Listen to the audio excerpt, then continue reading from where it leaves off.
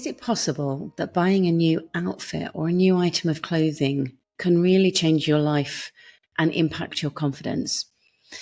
Welcome to another episode of Coming to Your Senses. And today I really want to talk about that. Can buying an outfit, a new item of clothing, really change your life? I'm only going to be able to speak from my own personal experience on this one, but I want to tell you a true story about a pink jumpsuit and how it genuinely changed my life. Or really, it wasn't the pink jumpsuit that changed my life, but it was what happened in the process of discovering this pink jumpsuit.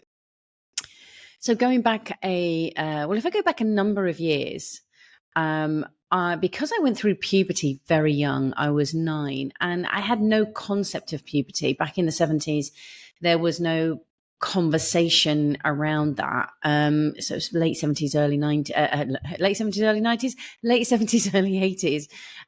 There was no real conversation. It wasn't something that was spoken about in school. It certainly wasn't on any, I don't remember it being on any of the TV shows that I watched. And it absolutely was not a point of conversation in our household. So it was a real curveball, and it just took me by surprise. To be fair, I think it took every family member by surprise, because I don't think anyone expected me as a 9-year-old to be becoming a woman.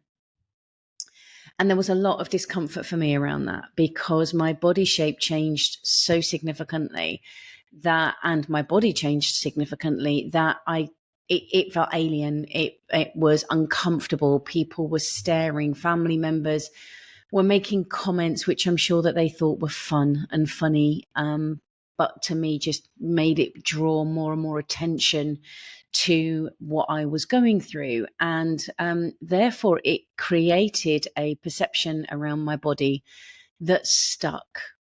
And it was one of discomfort, and it didn't matter what body shape, size, whether I was tanned, not tanned, toned, not toned. There was still a great deal of thinking about how this body looked, and more specifically about how it might be perceived by others, which I think really and truly, when a lot of us are talking about body image, that's what we are very often really talking about. Is we're not worried so much about how we perceive it, but how others might perceive it, and therefore our translation of that.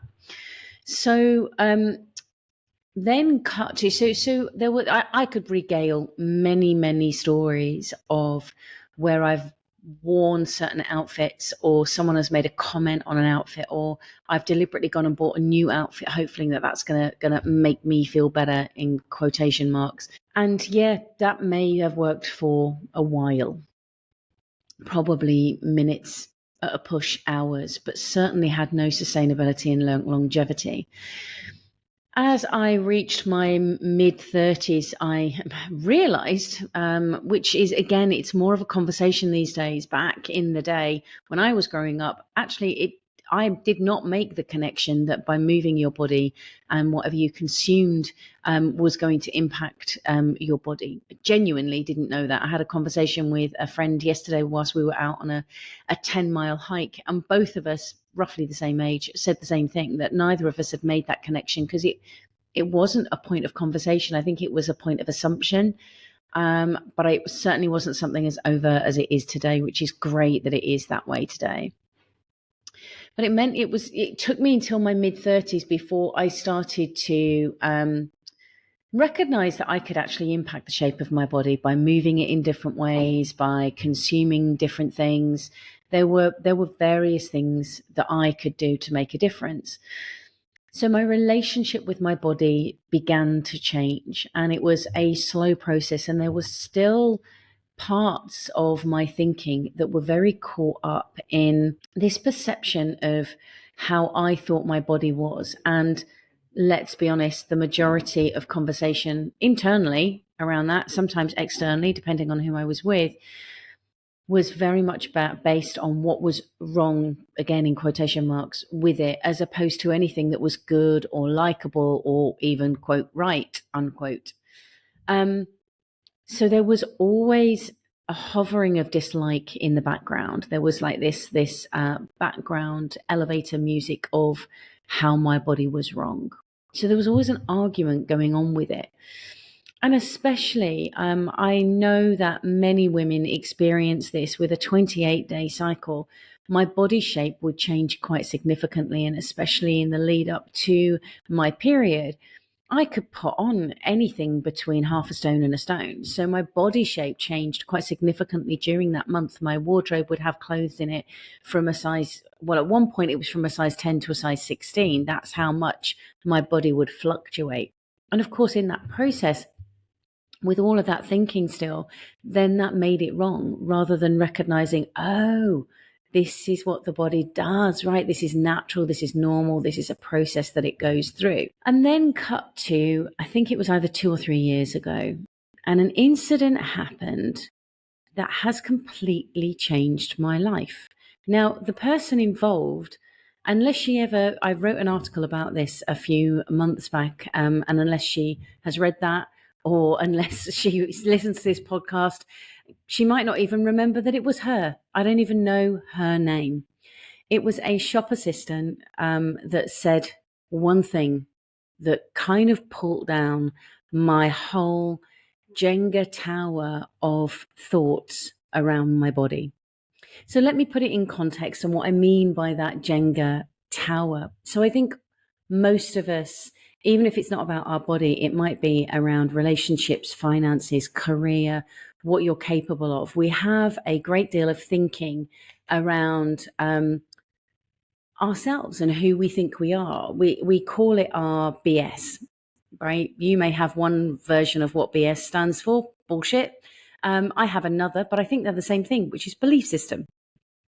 And this belief system is a bunch of thinking, basically, that we have repeated over and over and over again to create an identity and a perception of who we think we are. And then without us realizing it, that becomes our navigation system. And that's where we kind of navigate to. And it becomes a little bit like, I'm going to mix my metaphors here of a box and a Jenga tower, but stick with me. But we have this box of beliefs that unless we challenge it, the sides seem really rigid and solid. So we bounce between these things, and it might be uncomfortable, but we go from one side to the other because we're at one side and that's really uncomfortable and we're buffering up the edge of that.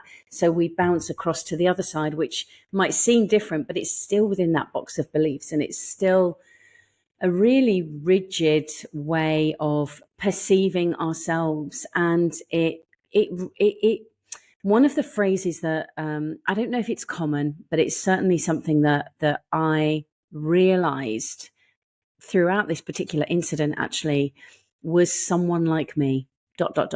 someone like me, ... and that ... was connected to that someone like me who has come from the background I have, who grew up in the environment I did, who had the education level I did, or have, who has been through the experiences that I've been through, who has the body shape I do, the finances I do, all on and on and on. Someone like me. And that's someone like me with whatever the was filling in the ... I hadn't realized just how much it was boxing me in and reducing my viewpoint on what was possible. It was a reduction of possibilities as opposed to those walls collapsing down. And this is where I start mixing my metaphors, because it's like this, if you think that not only is it a box, it's like Jenga, the wooden block game where you build up this tower, and the whole point is that you pull out as many blocks as you can before someone pulls out a block and the whole lot comes down. And in that version of Jenga, you're the person who pulls the block out that collapses the tower. They're the ones who have lost. But actually, in my version of what I'm about to describe, who or whatever pulls out that last block of thinking and collapses that tower, to me, is the winner. So let me tell you this story of the pink jumpsuit. So if you've been around me in any way, shape, or form, you may have heard this, because it for me, it was such a significant, it was a small moment in time, I'm pretty sure, for the shop assistant that was involved. A small moment in time, but for me, it was a significant moment in time. So I was on a course in London, And as I often do, I arrived far too early. And so therefore pottered around some of the shops that were open. And one of the shops was this clothing shop. And it's not really a store brand that I had frequented a lot until this point, actually. I've gone in there a lot more since this. So this has worked in favour of their sales for any of you that work in retail, by the way, but it's got to be genuine. I'll get to the story. Then this will all make sense. So I went in this store and I was pottering around, and this pink jumpsuit just caught my attention. It was a gorgeous colour pink. It's like a dusky pink. It's a beautiful soft material. And it was a jumpsuit. And rather than some of the jumpsuits, which to me can end up looking a bit like a boiler suit, a nice boiler suit, but nonetheless a boiler suit, this had a really lovely soft feminine collar and little puffy shoulders, pleating on it. And it just, I holding it up, I was like, this is really lovely. Time was ticking over and I knew I didn't have time to try it on, and I was kind of umming and ahhing and looking around the store at other things, but they were actually bringing out more things as well. I left it and thought, you know what, I'm going to come back and try that on at lunchtime. And I did. I went back at lunchtime and I tried it on, and I was stood in the changing room. Now, I don't know if any of you else do this, but if I've got something that I'm not sure about, I kind of quite like it, but I'm not sure if it suits me or not. I often will take photos for two reasons. One, by looking it on my phone, it gives me a different perspective than the one in the mirror. And that different perspective, that angle, actually can help me make a decision a lot more, because sometimes it can be more of an accurate reading than the mirror because of the lighting, etc. But the other thing that I often do is I might message certain friends and just go, what do you think of this? And hopefully they might be online at that point and they can give me their viewpoint, which can help me as well. But that instance, I'd taken the photo, still undecided, sent it to friends. No one was replying, so they were obviously busy. I came out of the dressing room and it was downstairs of the store, and there was a shop assistant there with a customer, and she was sort of showing the customer to something that they were looking for. And as I walked out of the changing room, she stopped and she went, oh my gosh, I've not seen anyone try that on yet. You look amazing. And I was like, oh, thanks very much. And then she carried on doing her job. And I was still unsure. And I was walking around, literally walking up and down the basement of this store, looking in the mirrors, and walked over to her and I said, what's the return policy on this? 28 days. Okay, cool. Walking around. Finally, couldn't make up my mind, so was taking it off to put it back on the hanger, and I was going to take it upstairs and put it back on the rail. And as I was walking upstairs, the same shop assistant happened to be walking down, and she said something to me which changed my life, because it challenged all of those boxes, those blocks that had been building up that tower that I'd never really, I'd never expected, and I didn't expect the ramifications of this one statement.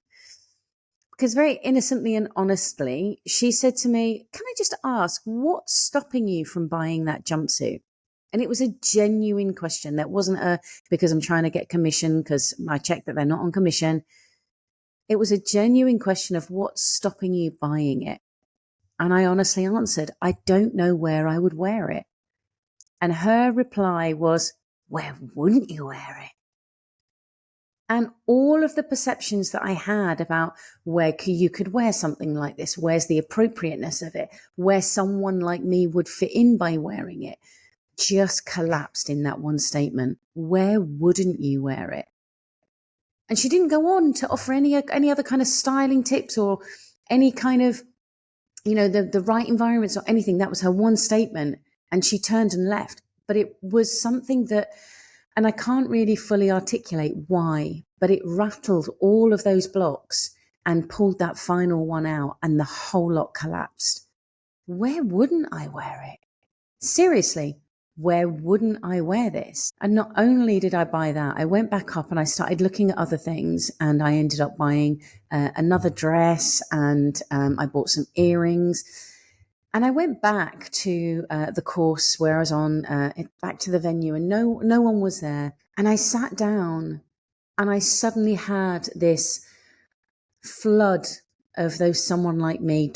statements come forward, like the dam, the blocks that had been holding that back, that I hadn't really been aware that they were there. As it was pulled away, they just all came crashing in. Someone like me is this, someone like me is that, someone like me is this, da da da da da da da. It just went on and on and on and on. And I sat there and cried and cried and cried, because I began to see how rigid that perception or those perceptions were, and how much it was stopping me, not from being at my best or living to my fullest potential or anything like that, but it was just stopping me from being. It was stopping me from wearing something that I really liked. It was stopping me from buying something for myself because, oh, someone like me shouldn't spend that amount of money on me. It was stopping me from just relaxing and enjoying what was in that moment. And I think that very often, I think we can get caught up with looking for those transformational moments to happen as a light bulb thing that's in a specific environment. And we forget that there is a possibility for them to happen at any point, anywhere, if we are willing to be open to hear them. And as I say, that young lady has no idea the impact that she's had on my life. Where wouldn't you wear it? It was so honest. And I think I've reflected on this story. I've shared this story so many times now. And I think the thing that strikes me as being so powerful was the honesty and the genuine of both her question and both of her questions. What's stopping you from buying it, and where wouldn't you wear it? It came from a very honest place. There was no, let me try and convince this woman to buy this jumpsuit because I'm going to get an X commission, or because they didn't ask if anyone had helped me in the store. So there was no way that they would have known. It was, and I think that honesty, very often when we ask questions or our viewpoint is coming from a real, heartfelt, honest place, it can have the effect on someone that we don't know, which might be that we plant a seed that has this germination period before it really makes a transformation, and they may not join the dots, and that's actually not the point. The point is being honest and genuine. Now, there is a little tag on to this story because cut to this year when I was in London doing a course again, I went back to that store. I was looking this time for something to buy. I wasn't looking for a magical transformational experience, but I was looking for something to buy, something nice to treat myself with. And for no other reason than I could. But this magic thing happened of me looking around the top floor of the store and then going downstairs to that same basement level. And there was no one down there, or so I thought. I was just looking at these items of clothing going, I really like it, but they're not the right color for me, or they're not the right cut for me. And same dressing room curtain that I had been in pulled back, and this lady came out. And I knew that look that she had, which was, I don't know, I'm really not sure. And I just looked at her and I said, do you know what? You look fantastic. And it was true. She really looked fantastic. And she said to me, I've got to go to this event and I've put on so much weight because of going through perimenopause. I'm really struggling with trying to find things that fit, that I feel comfortable in. Does this work, or does it make me look fat? And you know what? It really looked lovely on her. Genuinely looked lovely. And so I told her, and, we had this lovely conversation about the joys of perimenopause. And if you haven't listened to that episode, go back and listen to that episode about menopause. But I get that, as I've said, our body shape changes so much as women, and we need to recognize that and honor that. And yes, there are some things we can do about it, and sometimes there isn't. We just need to appreciate that extra bit that's there in a place probably that we don't want it to be, or we've been conditioned to not want it to be, rather than just accepting and appreciating it. And through this conversation, I could see this woman, the tension just leaving from her. And this, because I said to her, Do you like it? Now, these are my rules for clothing. Do you like it? And are you comfortable in it? As in physically comfortable in it? And she was like, yeah, I am. And I said, that's all you need. Because it doesn't matter what anybody else thinks. If you are feeling comfortable in it, genuinely comfortable, and you're wearing it for you because you like it, you'll show up in a very different way. You'll experience your body and everything else in a very different way. And that's certainly what I now experience when I wear my jumpsuit. And do you know what? Out of all the items of clothing I've got, it's the one thing I can guarantee if I wear it, it will be commented on. My God, that's really cool. Where did you get that from? That looks amazing on you. Every single time. And I think that part of that, I obviously don't know this for certain, but I think that part of that is because of not what the item is, but the way that I wear it now, because it has such a special thing for me of going, yeah, someone like me can wear this anywhere. It doesn't have to be a special occasion. I can just wear it because I want to wear it. And that's it. And the message that I really want to leave you with today is to think about those boxes of beliefs that you have that together are creating this huge Jenga tower that are unhelpful, that's keeping you in a rigid place. And actually, the more time that you can spend challenging those boxes of beliefs and questioning their validity, questioning whether they're helpful, questioning whether they're even true, and being willing to keep pulling them out so that Jenga tower of beliefs can completely collapse and give you a freedom and an experience of life that maybe that you haven't had before, so that you can be open to the possibilities that are there for all of us in life. That's my wish for you. And that's what I'm going to leave you with today. So thank you for joining me for this Coming to Your Senses episode. And I look forward to speaking with you again soon.